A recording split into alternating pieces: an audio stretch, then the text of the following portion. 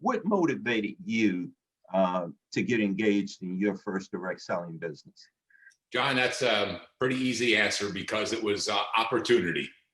As you mentioned, I was born in Germany as a refugee. My mom and dad were Hungarian and Romanian refugees who escaped after the war to get away from the communists. And then when I was 5 years old, we moved to America.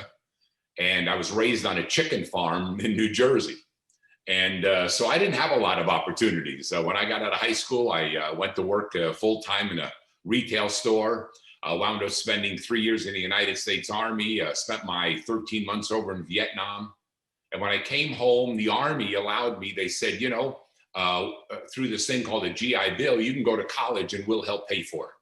And so they were willing to give me $271 a month, which back then was a lot of money to me. And they said, you know, we'll give you $270 a month and you go sit in school. I said, well, gee, I'm good at sitting and I need the money. So I decided when I got out of the Army, I went back to work in a retail store full time. And I started to go to college, thinking that that was going to be my answer for the future, that if I got this college education, that would help. And while I was doing that, I got invited to a business presentation. It was actually a total stranger calling me on the I got home one day and the telephone rang and a guy said, hi, would you like to make some more money? And I said, don't hang up. So the guy invited me to a business presentation, which was about, I lived in a little farm town in Jersey. And so I had to go about 30 miles to this business presentation. And when I got there that night, there were all these guys standing with these nice looking suits on and lots of people excited.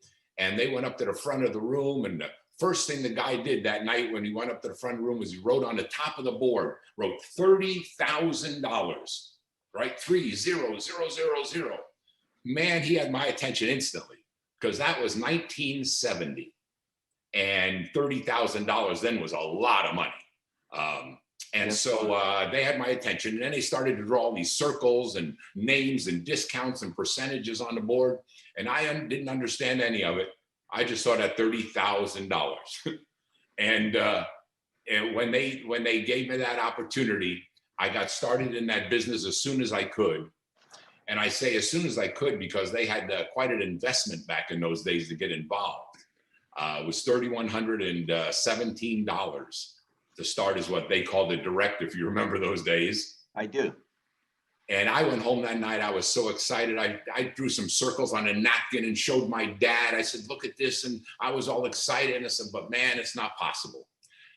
Well, to make a long story short, about 3 weeks later, my dad came to me with a check for $3,117.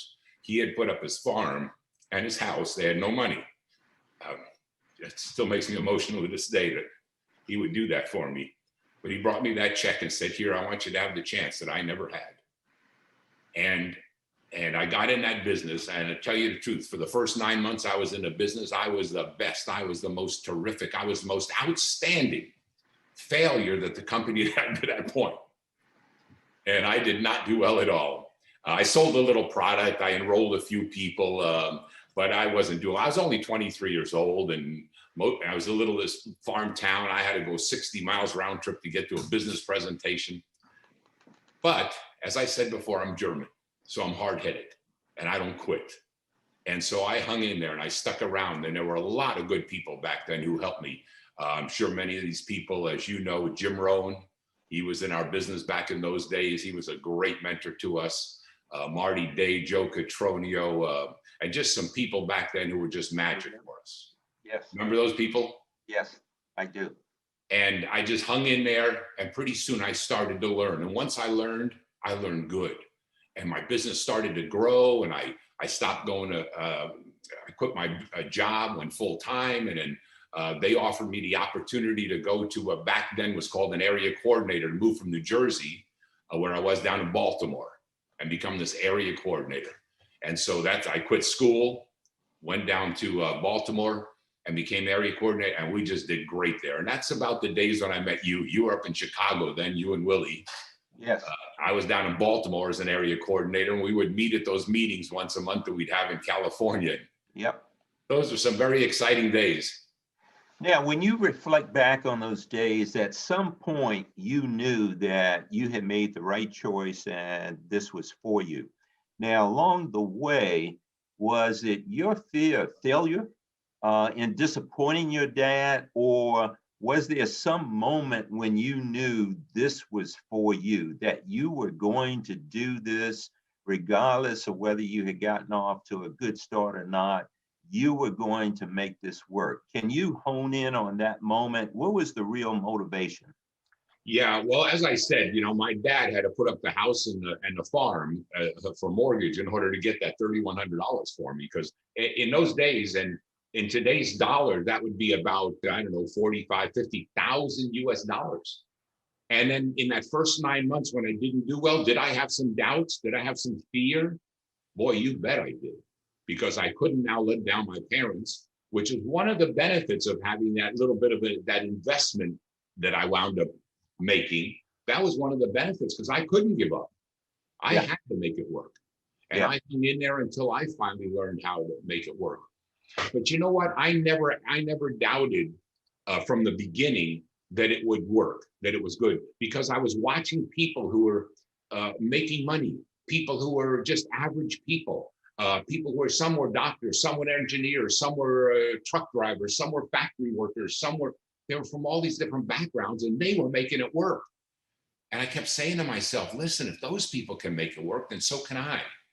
And one of the things that always influenced right from the beginning, you of course remember Jim very well. And one of Jim Rohn's basic statements was, for things to change, you have to change. And for things to get better, you have to get better.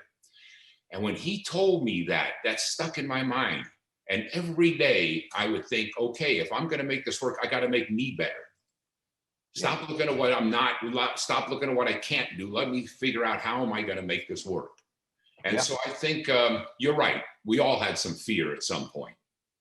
But if you're willing to persist through that fear, man, you can make it work at anything. Now you are beginning to not only impact your personal life, but now you are giving back. You are really impacting the lives of a lot of other people. What are the memorable moments? And now I'm thinking about Rudy as the emerging leader. What are the memorable moments there during that part of the process before I get to the companies that you founded? Well, back in those days when I first started to get involved, as you say, internationally, I was doing well as an area coordinator in Baltimore. And we actually went to a conference. And back then, the leader of that Bestline company, Bill Bailey, and the executives were there doing this career conference, they called it. And they were starting to go international, or they had already gone, but they were expanding internationally. And this fellow named Chuck Simmons, who was the international vice president at that time. I remember. Remember him? He got to the front of the room and he said, if any of you in this room want to go international, let me know. Well, we were sitting in the second row right behind these guys. And so he came off the stage, sat down, and my buddy, who was also an area coordinator, Stan leans over and he says to him, he says, hey, Rudy speaks German, send his butt to Germany. As a joke. And I was doing really well in Baltimore at that time as an area coordinator. My finances were doing terrific. Business was booming. We were selling lots of product. Things were great. All of a sudden, I get back to Baltimore. My phone is ringing off the hook. This guy, Simmons, he can't find me fast enough to try to convince me to go to Europe. So that's how I wound up in international. So I went to Germany, became the sales leader, and eventually became the head of the German company for Bestline back then. And an interesting thing, John, as you remember probably, was it was during that time when the Bestline US company went out of business, and a terrific gentleman named Jerry Brassfield, who you're going to be interviewing, he's one of the legends. Jerry came in and he basically bought what was left of the company. And along with that buy came people like me. And he put together a terrific system for us to allow us to operate the companies internationally. Those were exciting days, and they were fun days. They were challenging days, but golly, they were good days. And you're exactly right. Jerry brought a system to what we had learned about what we call direct selling. I don't think we had completely defined it back in the beginning of our experiences, but Jerry certainly is one who helped define it.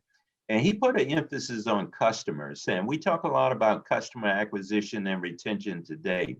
And I can remember some of Jerry's conversations many, many years ago when that became a very important part of what he was coaching us to do, or how he coached us to go out and build businesses and impact the lives of others. So now you have come a long way, Rudy, and as we continue to fast forward, you now are inspired to start your own company and continue to impact the lives of other people in a more personal way. I think you had some very definitive objectives when you found Symmetry, and today we know it's Singular, which has become another growth company over the past few years. So at some point you decide not to just play a role, but to be a leader and be in a leading role of now creating these kind of opportunities for other people based on some great products. And in Symmetry, you kind of made a decision that you were going to focus more on nutrition, if I remember correctly. So kind of take us through what happened. What inspired Rudy to now move from playing a very significant role to being the entrepreneur, the leader that you are today? Well, John, I mentioned that I spent that time in Europe, and then after I left Italy, I came back to the United States, and I was still with the group, Jerry Brasfield's group, at that time, and I took over a company that they owned called Diamite. I remember. Right now, in the meantime, though, while I was in Canada in those years, nutrition started to become my first love. So I took over Diamite in California, and we turned it into from jewelry to skincare, then skincare to a nutrition business. And our number one product back then was an aloe product. And we did great. The business was very successful, very profitable. And then years later, I decided for a variety of reasons that to leave that opportunity and to start my own company. And that was the start of Symmetry. And Symmetry was a nutritional business. And we were fortunate enough that we had a lot of distributors that followed me, good people that had been around me for a long time. And we had a good launch for Symmetry and the success of that company. And then what happened, you mentioned other businesses. One of the things that happened to me over that time, John, was the fact that I would watch these companies that would go out and start. And as you know, all the years you've been in, you've seen a lot of companies come and go. And one of the things that always broke my heart was when Bestline didn't continue in the US, and a lot of the people that I had recruited lost their opportunity. I still had opportunity because I was at that time in Germany and so on. And that broke my heart. And so anytime I would see a company that wasn't doing well, I tried to make it a goal that I would go out and see if there was some way I could make an acquisition of that company and merge them into Symmetry and somehow acquire those distributors to just give them opportunity. And many times these were very small companies, so it had no significant impact to Symmetry, but it had significant impact to those people that were losing their opportunity. Yeah. And exactly. so that really, John, that's how I got involved in then starting other companies. So Symmetry was doing well. And then somebody brought me this idea, a concept of a unique compensation system. And I didn't want to change the system we had in Symmetry. And so we started, and it was another company, a diet company at that time that wasn't doing well. They had done some really good sales. They were doing, they had it up to a couple of $1 million a month in sales. And they were looking for an exit strategy because they were not profitable. And so I acquired that company, and that was the start then of Singular Corporation, based on diet and now nutrition. And so it was always, in my mind, John, it was more so not about the business, it was more so about the distributors. because you have to remember, I came out of nothing. If it wasn't for this industry, if it wasn't for this business, if it wasn't for that guy who made that phone call that night and invited me to a business presentation, I don't know where I'd be. I don't know. I would have maybe wound up working in a factory like a lot of my friends did, maybe becoming a mechanic. Now, I was ambitious, so maybe I would have done better. But would I ever done this well? No way. No way, because it wasn't just the opportunity that this industry gave me. It was this training that I got from people like the Jim Rohns, the Bill Baileys, the Jerry Brassfields, about people development, about developing ourselves, the personal development aspect of what this business gives people. There's nowhere else in the world that happens. I mean, you know, you can go out and maybe buy a franchise, you can go out and start your own business, but who's going to be there to teach you how to develop yourself, make you better? Yeah, there's thousands of good books on the market, as we know. And nowadays, good audios that you can listen to of personal development and good personal development speakers. But man, we had it firsthand from some of the best on this earth. When you put all of the emphasis on the people who become involved, who sometimes come to us, as I like to say, with a hope, a dream, or even a prayer that this could be part of the answer to making life better for themselves. And you just brought all of that back to what motivated you. And you've constantly referred back to the guy who started with nothing, a lot of hunger. You wanted to do better. Your parents were obviously loving to support you the way they did when you first got started. But I'm hearing the Rudy Revak now that I've always known, and that is the Rudy who always thought about the people, moving the people, uplifting the people, helping the people to see something that maybe they had not seen themselves. So I'm honored, my friend, just to have heard that from you over the past few minutes. So thank you for that. The thing that motivates me the most, and people say to me all the time, Rudy, you've been doing this for 50 years. Why do you still do this after all this time? Why do you still go to the meetings and do it? Because that's what I love about this business. I love seeing those people grow. When I see those people stand on stage and get their checks and get their awards and rewards for the hard work that they've done. Man, to watch people, a homemaker, stand up on stage and change their entire life and know that you were a part of that. That's what's so rewarding about this industry, and that's the most rewarding. And in today's world, in my opinion, yes, we have a lot of tools now that people didn't have. I remember back when internet became popular. I don't know, what was that, 20 years ago, whatever. And They first started talking about the internet. And man, all of a sudden, there was going to be no more direct sales. You're not going to have to do this because everything was going to be done over the internet. The internet was nothing but a tool that people use to share the opportunity and the products more.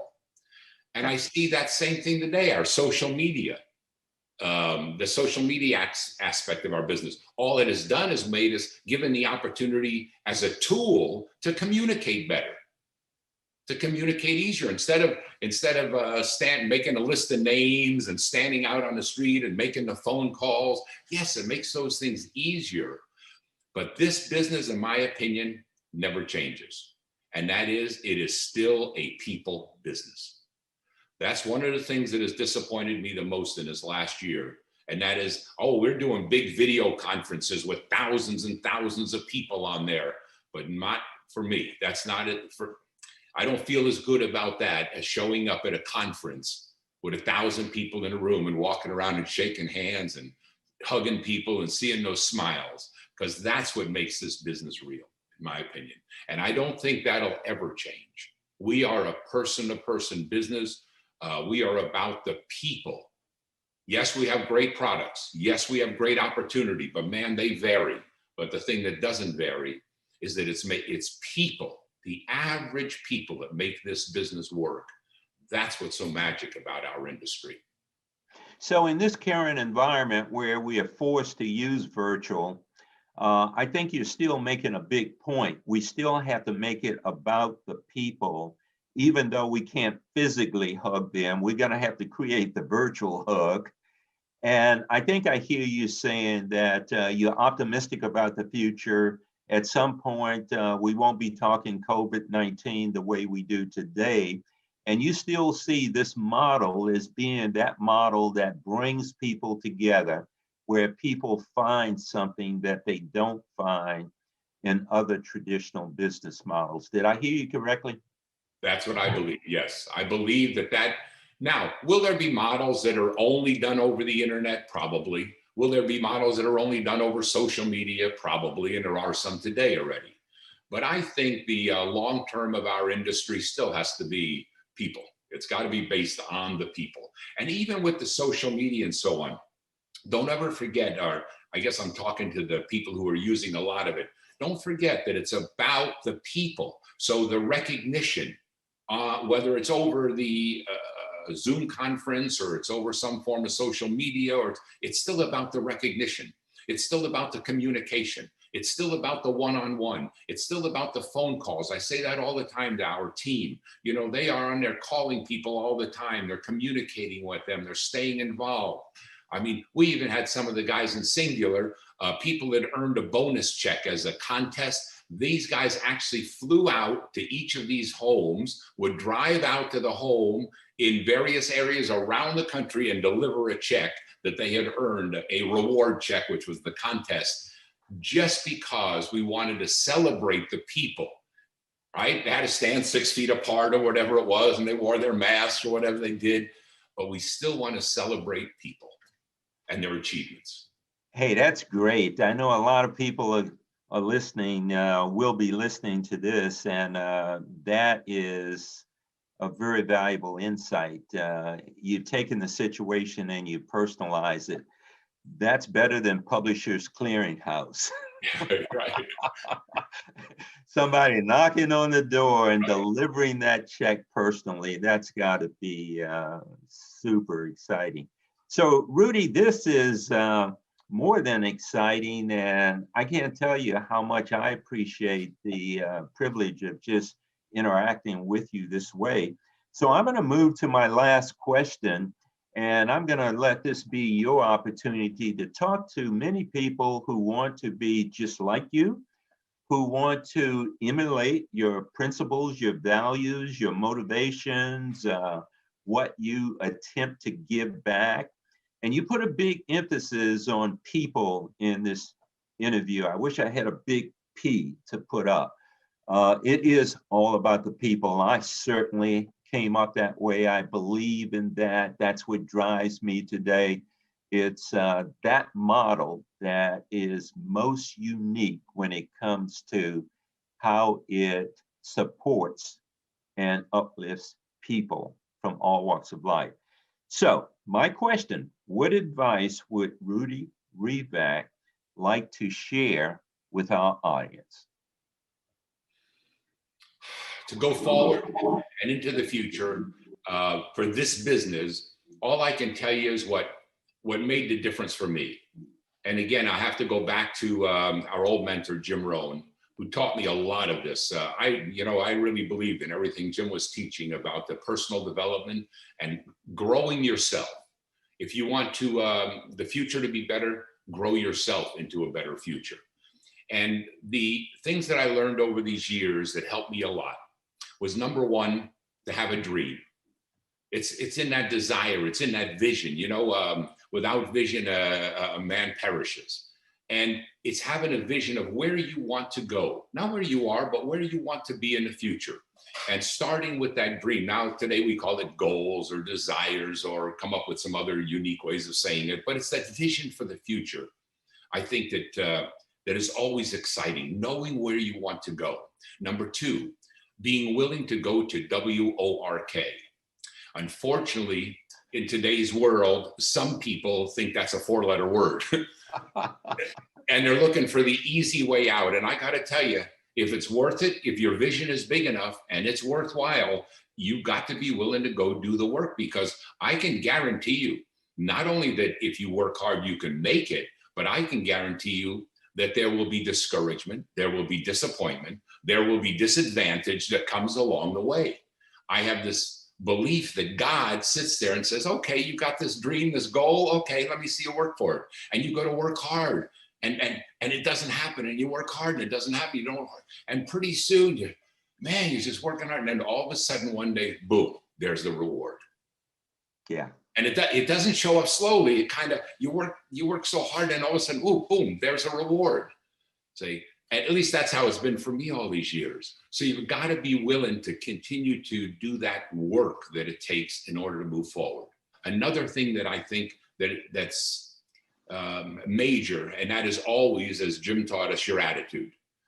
Because it's never your aptitude that determines your altitude. It's always the attitude. It's how you feel about what you're doing, not what you're doing. You know, and I've always been kind of an excitable guy. So I think that's one of the reasons I became successful as an area coordinator. I was just excited about having a chance. But the point is, it's in your attitude. If you think you can, you can. And so as we've been taught forever in this industry, and that goes for whether you're a new distributor or you're a company leader, people follow your attitude. They follow how you feel, not what you say. They follow how you feel about what you say. And so that's the point. And last but not least, the most magical one of all, because if it wasn't for this one, I wouldn't be here today. And that's the ability to persist, to never stop trying, to never give up. Even when it's tough, times are tough, you got to fight your way through it. We had a time, you know, you probably remember back in the mid-70s when governments were attacking us pretty heavily for being, quote, pyramid companies. Well, I was in Canada at that time. We were not a pyramid company. And they passed this law called the Combines Investigation Act. And they tried to shut us down. They actually came into the company, took our records, came over to my house and raided my house. And they just tried to drive us out of the country and shut us down. And man, we were not going to give up because we knew we were right. We knew we had good business. We knew we were selling products. We were doing the right thing. And by persisting and hanging in there, we became one of the only companies that survived back then in the 70s. It was us and Amway and Shackley, I think, were about the only ones that made it back in those days. But it was through that persistence. And that same thing holds as true today as it was back then. You got to keep on keeping on and believe in what you're doing. I'll leave you with this. This industry has given, in my opinion, more average people, and by average, I don't mean poor, because there are doctors, lawyers, engineers, truck drivers, in fact, people of every background that have joined this business and succeeded.